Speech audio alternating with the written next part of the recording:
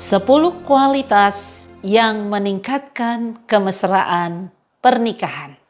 Saya Leni Abri Santoso dalam program rumah tangga Heavenly Light Ministry. Umat-umat Allah, dimanapun Anda berada pada saat ini, ada 10 tips yang saya mau bagikan. Bagaimana meningkatkan kemesraan pernikahan. Yang pertama, kemauan baik. Suami dan istri harus memiliki kemauan baik, niat baik untuk melakukan sesuatu bersama-sama. Senang bersama-sama, termasuk bekerja, mengikut sertakan anak-anak kita. Yang kedua, saling menghormati dan saling percaya. Sudah sepatutnya sebagai seorang istri hormat, percaya kepada suaminya. Demikian sebaliknya. Kemudian yang ketiga, komunikasi yang lancar. Tentunya komunikasi harus dua arah. Apa yang firman Tuhan katakan? Hai saudara-saudara yang kukasihi, ingatlah hal ini. Setiap orang hendaklah cepat untuk mendengar, tetapi lambat untuk berkata-kata, dan juga lambat untuk marah. Pendengar yang baik mendengar apa yang dikatakan maupun yang tidak dikatakan, termasuk kata-kata, nada suara, dan bahasa tubuh untuk mengartikan perasaan-perasaan. Hal itu mengerti secara keseluruhan pesan yang disampaikan. Sebagaimana suatu hubungan pernikahan yang sehat membutuhkan komunikasi yang tetap antara suami dan istri, begitu pula hubungan spiritual membutuhkan komunikasi yang tetap antara pribadi pasangan itu dengan Tuhan. Jadi hubungan yang sehat dalam pernikahan tetap membutuhkan komunikasi. Yang pertama tentunya dengan Tuhan, yang kedua dengan pasangan kita sendiri. Dan yang keempat adalah komitmen. Tentunya komitmen harus ada di dalam pernikahan kita. Dan komitmen inilah yang membuat hubungan kita berlangsung lama.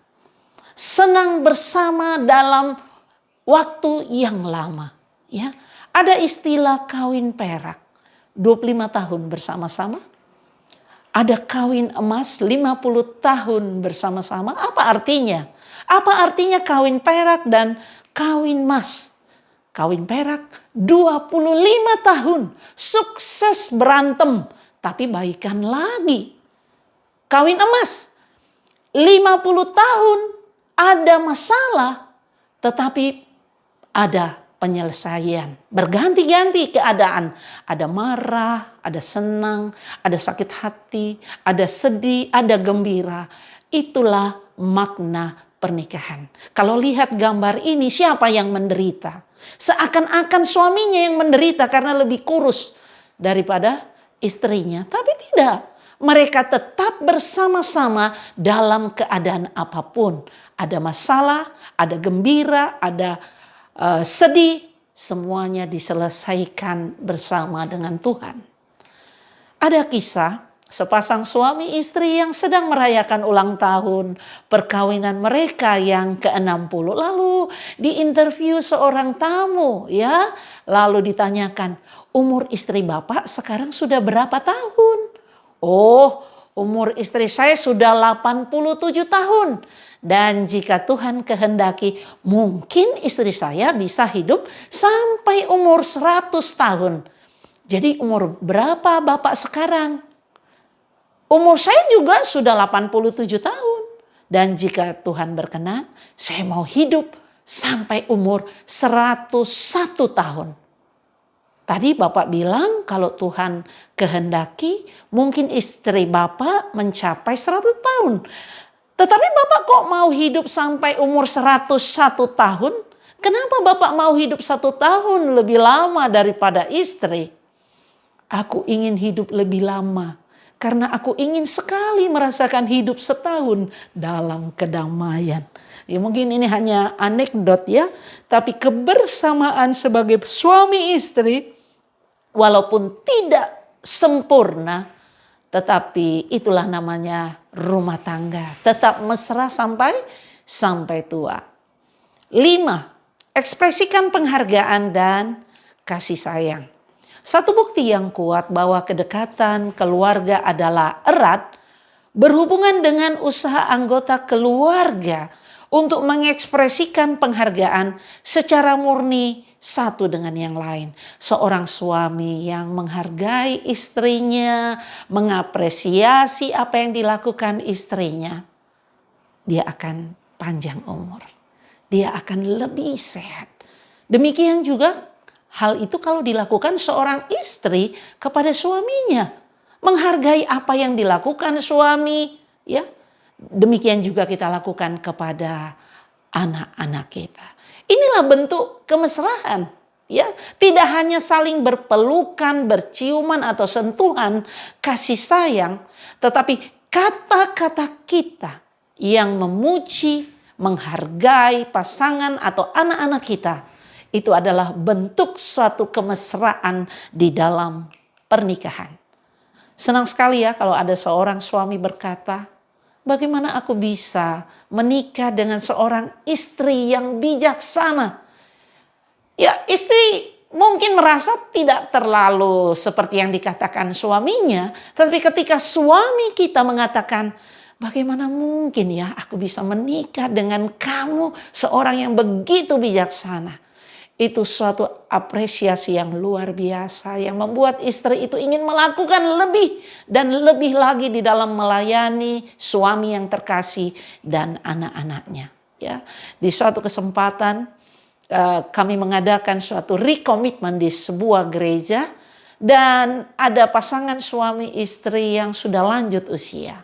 Dulu mereka menikah tidak dalam gereja Advent, kemudian mereka menjadi anggota gereja Advent. Ketika ditawarkan untuk ada recommitment, maka pasangan ini mengikutinya. Dan yang luar biasa, anak-anak mendukung. Ya, anak datang dari Jakarta buat karpet merah, divideokan. Ya, seperti suatu acara pernikahan yang ditunggu-tunggu. Dan yang paling menyenangkan hati adalah ketika bapak itu mengucapkan janjinya kembali dan dia katakan, engkau adalah istriku yang paling cantik di dunia. Luar biasa, istrinya sumringah, mungkin senyum terbaiknya saat itu ya. Sudah kakek nenek, di situ suaminya masih tetap memuji dia sebagai istri yang terbaik. Jadi menyatakan penghargaan itu tidak 1-2 kali, itu perlu kita lakukan sesering mungkin yang bisa kita lakukan. Ya, nasihat Billy Sunday kepada seorang suami, cobalah untuk memuji istrimu walaupun untuk pertama kali itu menakutkan bagi dia. Kenapa? Jarang memuji. Ya, ada suami-suami yang memang sulit untuk berkata-kata atau memuji pasangannya. Katanya, saya tahu kamu sudah istri yang baik, kamu istri yang rapi, tidak usah aku ucapkan, kamu sudah mengerti. Tapi ternyata para istri ingin mendengarkan. Kemudian, bentuk kemesraan dalam pernikahan yang kita harus tingkatkan adalah penyesuaian. Ya, dalam sebuah penelitian disimpulkan seperti ini. Pada tahun pertama, laki-laki bicara, istri mendengarkan. Tahun kedua, wanita yang bicara, laki-laki yang mendengarkan. Lalu tahun yang ketiga, kedua suami istri itu sama-sama bicara. Dan tetangga serta anjing peliharaan mereka yang mendengarkan. Ya. Dan yang berikut adalah yang ketujuh, selesaikan konflik. Dalam usia pernikahan kita berapapun itu, pasti ada konflik. Di awal 5 tahun pertama itu masa yang sulit. Tetapi ada banyak kita dapati, pasangan-pasangan di usia 20 tahun pun mereka mengalami konflik dan berakhir. Sebenarnya ini sangat disesalkan ya. Setiap ada konflik, selesaikan. Dan kita naik kelas lagi. Ya. Firman Tuhan dalam Amsal 16 ayat 32, orang yang sabar melebihi seorang pahlawan. Orang yang menguasai dirinya melebihi orang yang merebut kota. Setuju atau tidak setuju, konflik harus selalu dihindari. Kadang kita tergoda ya, khususnya para istri, karena kita emosional. Banyak terbawa perasaan ya, sehingga ada konflik. Sementara pasangan kita mungkin tidak merasa, tapi karena kita mungkin dalam masa lagi menstruasi lah, atau mood yang tidak baik, konflik muncul. Jadi sebenarnya konflik harus selalu dihindari.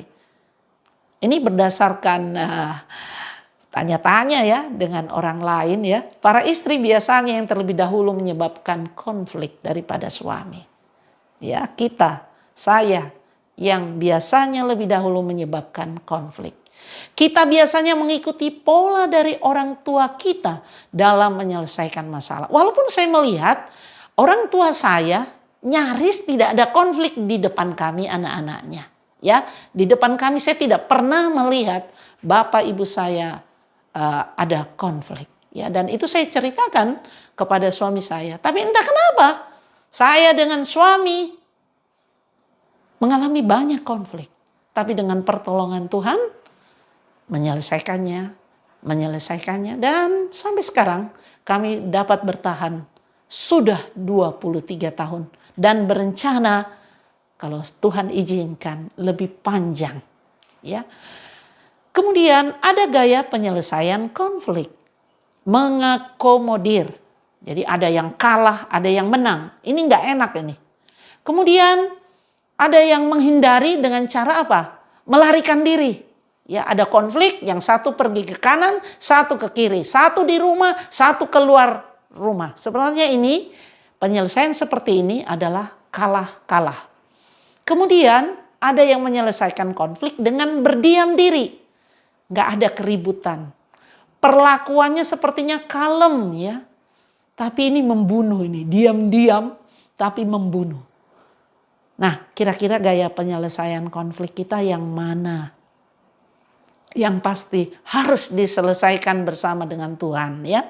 Konflik sebenarnya adalah sebuah kesempatan untuk kematangan rohani dan pertumbuhan rohani.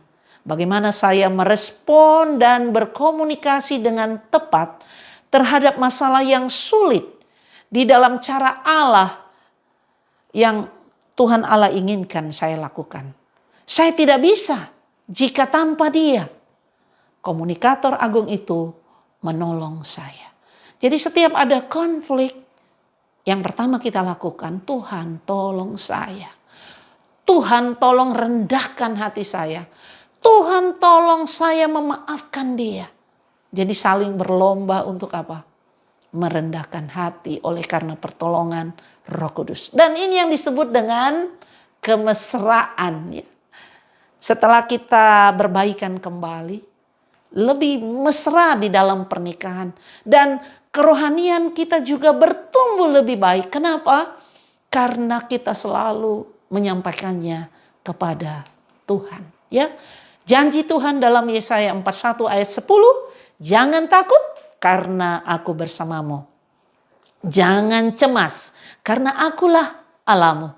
Aku akan menguatkanmu dan menolong engkau.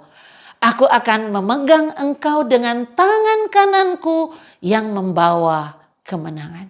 Janji Tuhan begitu indah bagi setiap pasangan rumah tangga untuk lebih meningkat di dalam segera menyelesaikan masalah. Dan yang kedelapan, ini salah satu tips di dalam meningkatkan kualitas kemesraan dalam pernikahan adalah kepuasan seks. Apa nasihat firman Tuhan? Apa kata Alkitab? Ibrani 13 ayat 4. Hendaklah kamu semua penuh hormat terhadap perkawinan. Dan janganlah kamu mencemarkan tempat tidur. Sebab orang-orang sundal dan pezina akan dihakimi Allah. Tentunya kita birahi kepada pasangan kita, tidak akan birahi kepada orang lain, ya. Kita tidak akan mencemarkan tempat tidur kita dengan memikirkan orang lain. 10 hukum mengatakan jangan berzina. Keluaran 20 ayat 14. Ya.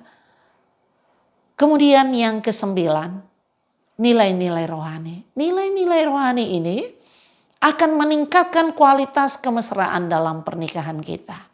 Pertama, sisihkan waktu untuk Tuhan secara pribadi. Istri menyisihkan waktu yang indah dengan Tuhan, suami juga. Lalu harus punya waktu berdua. Lalu punya waktu dengan siapa? Dengan anak-anak yang disebut dengan ibadah keluarga. Hal ini termasuk di dalam kualitas kemesraan di dalam pernikahan kita. Seringkali kita lalai dalam hal ini. Oleh karena apa? Oleh karena kesibukan kita. Kita diingatkan, kalau rindu rumah tangga kita lebih mesra dengan pasangan, dengan keluarga, adakan waktu ibadah di rumah tangga kita. Secara pribadi, secara pasangan, dan secara keluarga. Dan yang terakhir, hubungan sosial. Jadi kita juga perlu bersosial. Suami kita juga perlu punya waktu bersosial dengan teman-temannya. Ya, apakah dia pergi badminton, olahraga, ataukah mereka kumpul-kumpul berbicara tentang hal-hal yang menyenangkan hati pria. Demikian juga wanita, ya. Suami juga harus membiarkan istrinya ikut kegiatan BWA lah, kegiatan ibu-ibu PKK, atau mengantar istri untuk pergi shopping dengan teman-temannya. Bukan hanya mengantar, tentu memberikan uang yang cukup untuk dia bisa belanja. Hubungan sosial ini perlu selain dengan teman-teman, dengan juga keluarga kita. Orang tua, om, tante, kakek, nenek. Kita perlu mengatur waktu yang baik untuk saling berkunjung. Karena apa?